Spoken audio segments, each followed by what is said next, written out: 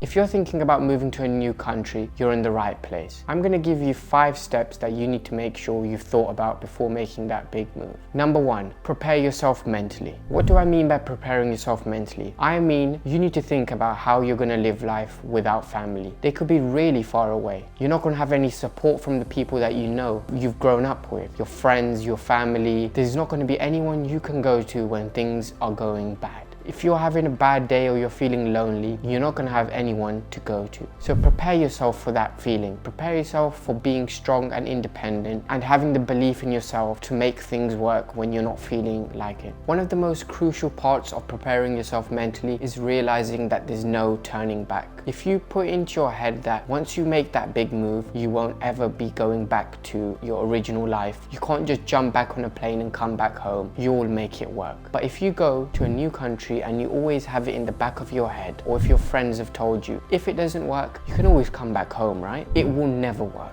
When you have a backup plan, you're always one step away from using it. So if you're watching this video and you've thought, oh, if it doesn't work in that country, I'll make the leap back home. No, scratch it. You need to go to that new country, whether it's on the other side of the world or nearby, thinking that it's going to work, you're going to make it happen. Because there will be ups and downs, loads of downs. You're gonna feel sad, you're gonna feel lonely. So you need to go in with the mindset that you're going to make it work. You don't need support, you don't need your family, and there won't be any turning back at all. You're going to make it work, trust me. Step 2. The next step in ensuring a smooth transition to a new country is having at least 1 to 2 months worth of savings in your bank account. Maybe you don't have 2 months of savings, but you have a month's worth of savings. Make sure you have a credit card available in case you overspend or there's unexpected costs that arise when you get to the new place. By making sure you have sufficient funds for accommodation, for the first month's food, transport, and 20% above and beyond what you anticipate,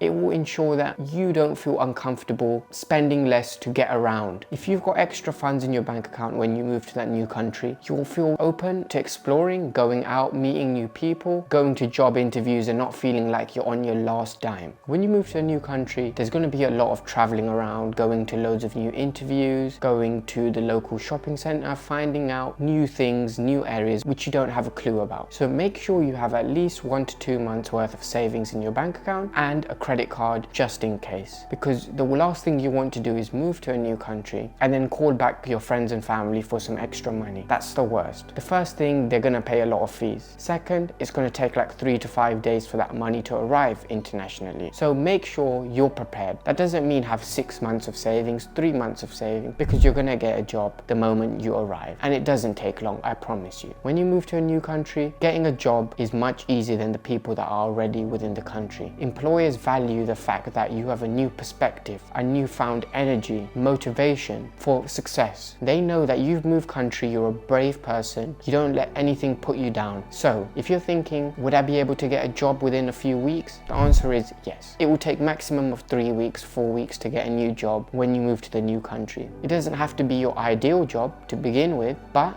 is something to help you get started, and then you can always leave and find a better paying job when you feel like it. Next, check for accommodation. So don't look for anything fancy like 1-bedroom apartments, 2-bedroom apartments in the city. Firstly, you're not going to get approved. Homeowners are looking for people with good credibility at renting within the country. They're looking for people who have good track record of paying their bills on time. So when you've come from a different country abroad, you're starting from zero. You don't have any trust or credibility. So what I recommend is go on Facebook, go on the internet and look for shared accommodations. So look for a 2-bedroom, 3-bedroom apartment where they're just renting out the room. Instead of 1,000, 2,000, it will only be a few hundred per month. And most of the time, bills are included. So you don't have to pay separate bills, set up separate direct debits. You've got one set amount to pay every single month and you're gonna be set. Another benefit of having a shared apartment with someone is you've got friends to start off with. They might not be your best friends or friends you're gonna stay with for the next few years, but it's a good starting step. You're gonna have people that live with you, that can show you around. They might have been in the country for a few months, few years, and they're gonna know a lot more than you. So if you have any small questions, what SIM card should I get? What place should I go shopping? Or how's the best way to get a job in this city? You're gonna have people you can connect with immediately. So there's loads of benefits of finding a shared apartment, shared house with people in the country. And most of the time, you probably don't need to put a deposit down because it's rolling living month to month. So you get to keep your savings that you've saved up before moving and make some new friends and connections as soon as you get to the country. Make sure you've set up the accommodation and agreed the start date and paid the month in advance before you move. What this means is when you come out of the airport, you know where you're going, where home is. And it leads on to the next thing, looking for jobs. About 2-3 weeks before your flight takes off, you need to start applying to jobs. Put down your home address, which you've already rented out now, a shared house, and put down your start date on when you arrive to the country. This will let employers know, hey, I arrive on the 17th of this month or the 14th of this month. That's when I'm available to start working. It shows that you've taken the initiative, shows that you have an address for the new country, and it will help you get interviews set up for the moment you arrive. So there won't be much waiting for when I move to the country, I've got to wait 2-3 weeks for my first interview. No, you come to the new country, the Australia, UK, America, wherever it is, and those job interviews are waiting for you. You've got one set up maybe a week down the line. So make sure that the accommodation is sorted so that when you're applying for jobs, they know you already have a place to live and where you're going to be living. Next step, check for flights. Check for the cheapest flights available online. Don't go online and look for the most comfortable flight or the flight that offers the most amount of suitcase space. That's wrong. You can always go to the new country and buy every single thing you have. Some of you might be thinking, oh, but I've got my favorite jeans that I like to wear, or I've got my favorite accessories. Leave them, scrap it. You can always buy those same things abroad, trust me. Every country has the same essentials and the same big brands. So don't feel afraid or scared of, I might not be able to find this. Take what you need. Take things that actually will help you settle in smoothly. Tracksuits, comfortable clothing, suit if you're a guy, a couple of work dresses,